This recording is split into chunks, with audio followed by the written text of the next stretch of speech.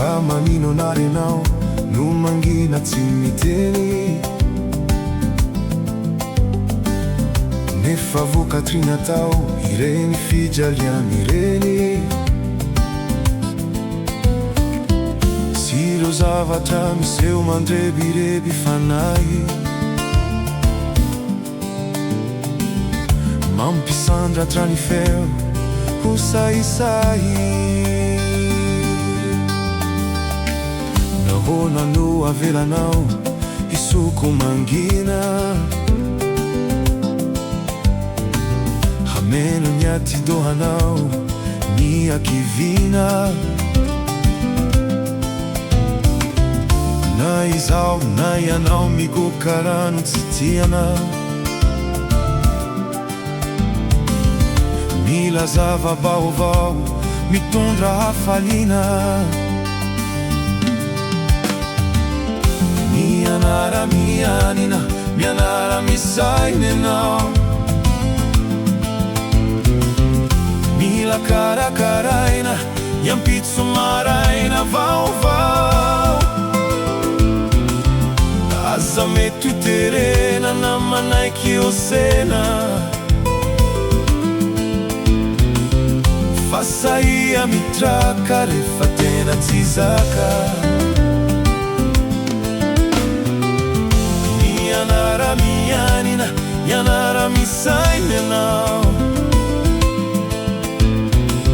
tsisy te hiala maina, tsy di te hitaitaina, fa samy misaina raha izany no ilaina. Fa inonary moa ianao ny zavatra mitranga,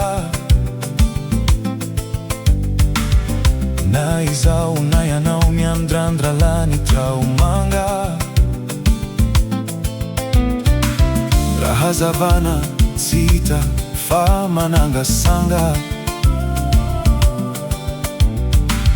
variana mifandray tamita mamely diamanga.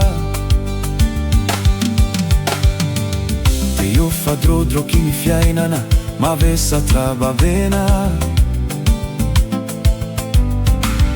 izay tsy maintsy eretana ka sorisorena.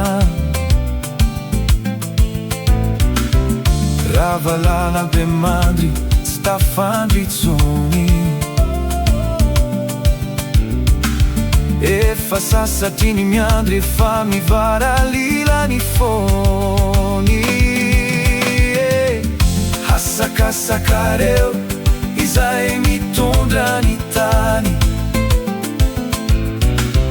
izay teneninareo tanterao avy hatrany. Miasa vitanareo tsy maintsy hisy anontany, mametra tantara ho an'ny dimby sy fara. Hasakasakareo no finidimbaoaka, matadesa tsikera rehefa tsy misy apoaka. Faendrena ny miala rehefa tsy tafavoaka. Aleo alan'Andriana toy izay alam-bahoaka.